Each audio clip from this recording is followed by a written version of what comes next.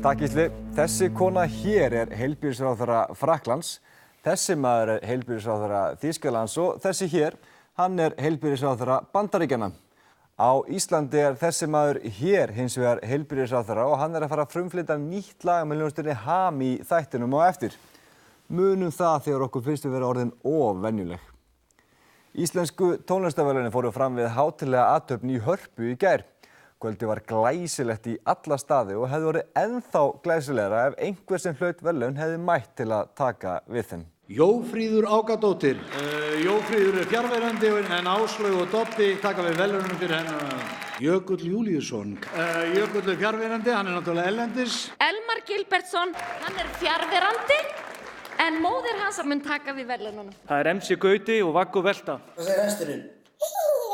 Jóhann Jóhannsson, Rævar. Já, Jóhann fjarverandi. Kaljó.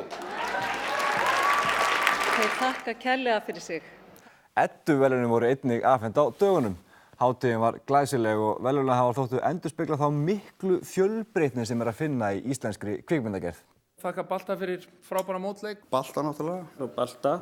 Ég ætlaði bara að þakka Balta fyrir... Baltasar Kormáki að sjálfsögðu. En ég ætla samt að fá að þakka Balta bara. Ég vil þakka Balta. Ég get ekki þakka Balta, ekki enn. Mér langar að þakka Baltasar Tristansnæ.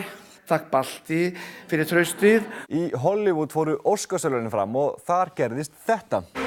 Sorry, no, there's a mistake. Moonlight, you guys won Best Picture. Moonlight, Best Picture. Sem myndi óneitanlega á þetta.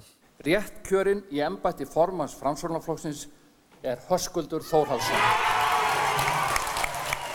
Það urðu ákveðin mistök í talningu og rétt kjörinn formaður í embætti Framsóknarflokksins Sigmundur Davíð Gunnlaugsson. Björt Ólafsdóttir, umhverfis- og auðlindaráðherra lagði fram skýrslu stöðu Íslands í loftslagsmálum á mánudag. Í skýrslunni dregin upp dökk mynd af stöðunni í loftslagsmálum á Íslandi en niðurstaða hennar í stuttumáli sú að Íslendingar umgangast náttúruna eins og Hannes Smárason á að hafa látið í flugvélum Iceland Air í síðasta góðæri. Á þetta, má þetta. Þingmenn úr öllum flokkum tóku þátt í umræðum í kjölfarið og virtust aldrei þessu vant sammála að grípa þyrfti til aðgerða í þessum málum. En það ekki allir sannfærðir. Á svipuðum tíma þessi umræða fór fram birti Brynjar Níelsson hjartnæma færslu á Facebook þar sem hann sagði þau sem efast vísindalega sannaða veðurfarsbreytingar af mannavöldum séu umsvifalaust bannfærð. Nú veit ég ekki hvort ástæðan fyrir því að Brynjar tók ekki þátt í umræðunum loftslagsmálum á Alþingi hafi verið sú að honum hafi verið bannað það en þetta augljóslega mjög alvarlegt mál. Ég dáist að hugrekki Brynjars fyrir að stíga fram en hann ætti að þekkja bannfæringar af eigin raun enda hefur hann bara fengið að tjá skoðanir sínar í ræðustól Alþingis á Vísi, Morgunblaðinu og DV undanfarin misseri. Hann hefur að vísu líka verið í viðtali í fréttum RÚV og Stöð 2, birt reglulega færslur á Facebook, farið í heilsufarsmælingu á Smartlendinu, skrifað pistla á Pressuna og verið gestur í vikunni hjá Gísla Marteini. Það mjög mikil hvatning á Twitter að þú setur þetta á þig. Þetta hrikast. Veistu hvað, þetta mjög gott. Þú ert að virka vel með þetta. Þetta falleg.